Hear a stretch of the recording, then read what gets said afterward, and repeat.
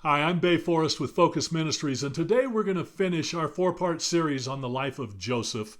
And in doing so, we're going to look at being benched and betrayed. You know, as I was growing up, I was pretty spoiled because I'd always been on the starting team of any team I'd played on. In fact, I'd always been the leading scorer and the rebounder on every team I'd played on. So I didn't know what it was like to sit the bench and not to get into the games. And I'm not sure that I really appreciated what my second and third string teammates were going through with that. But I found out about it whenever I started playing for the Phoenix Suns. When I signed with the Suns, they had a very good team, and I knew I wasn't going to immediately start on that team. I was going to have to earn a position, and I was excited to do so. I wanted to show our coach that I was capable of playing and contributing to our team, and so I looked for every opportunity I could to get into the game and to be able to give my part, to give my best for the team.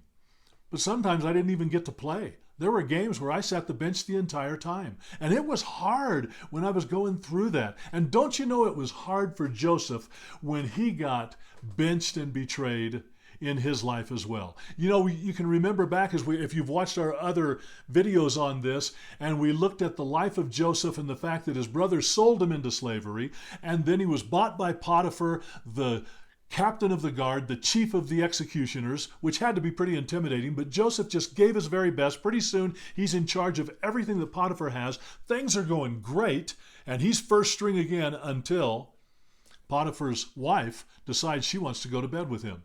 And she starts seducing him and trying to get him to come to bed with her. And he says, "How could I do that? I can't sin against my master. And more importantly, I can't sin against God." And she didn't let up.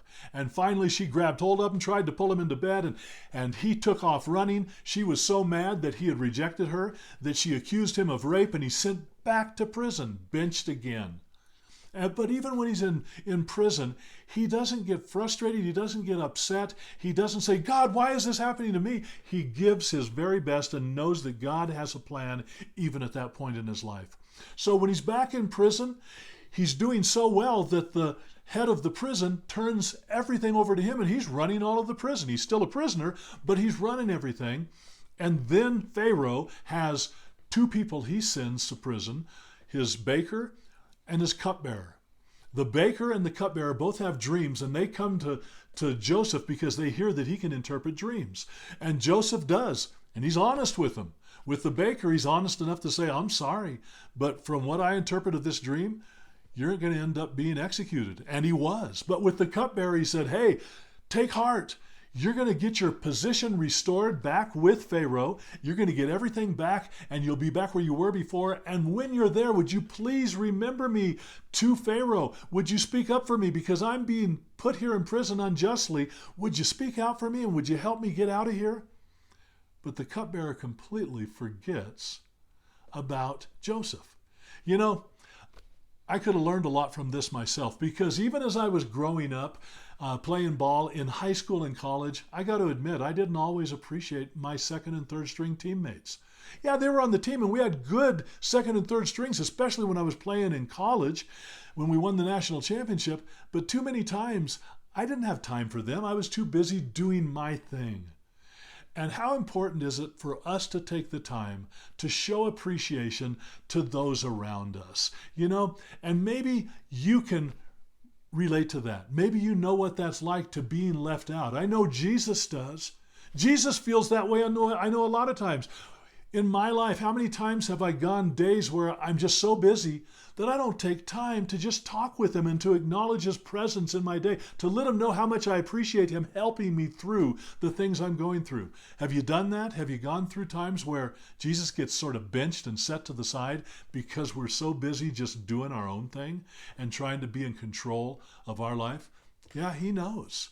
But fortunately, when that happens, he doesn't say, "Fine, that's what you're going to be," and he doesn't want anything to do with us. No, he waits patiently for us to spend that time with him. And you know, maybe you can relate to that yourself. Maybe you're not going through a time of sports where you're being benched, but maybe you've been benched in your job, with a group that you'd really like to be a part of. Maybe it's in your church. Maybe it's a friend, a relationship, somebody you'd like to have a relationship with, and they're really not giving you the time that you'd like to have, and it hurts. And when those times happen, I just want to encourage you with two things. First of all, when you feel that way, we have to know that God knows what we're going through. He cares, and he doesn't bench us. He's there with us. That's what it says that happened with Joseph. When he was in prison, it says, and God tabernacled with him. And God wants to do the same with us. In these hard times we're going through right now, when things don't seem to be going the way you want them to, when we watch and we feel like our world is falling apart around us, oh, we got to understand that God's still got this. And he's there, and he wants to daily tabernacle with us, because if you're a true follower of Jesus, you have the Spirit of God living in you, and he's right there. He doesn't send you off to be benched somewhere in prison. He's there with you, and he promises to help us with everything we're going through. So there's two things that we need to understand even when we feel like we've been benched. First of all, God never makes a mistake. He never says, oops. He never hits his forehead and says, my bad. He says, I know where you are. I know what you're going through, and I know you're hurting, and I'm here for you. I want to help you walk through this, and I will encourage you as you do so. And the second thing then, God wants us to give our very best. Don't quit. Just like Joseph when he was in prison, and he ended up doing so well when he was working for Potiphar, when he was running everything. Keep giving your very best at all you do. Why? Because Colossians 3:23, my life verse, it says, whatever you do, work at it with all your heart as working for the Lord, not for men. We don't do it so that we'll be impressive to the coach that we're trying to get on a team, to our boss so that we can get a better position. We don't do it so we can be liked better by those around us. We do it because God says, give our best, and he will be honored by that, and that puts a smile on his face, and he's our ultimate coach, and you can know that he's never going to bench us. He always has plans for us, plans to prosper us, not to harm us, plans to give us a hope and a future.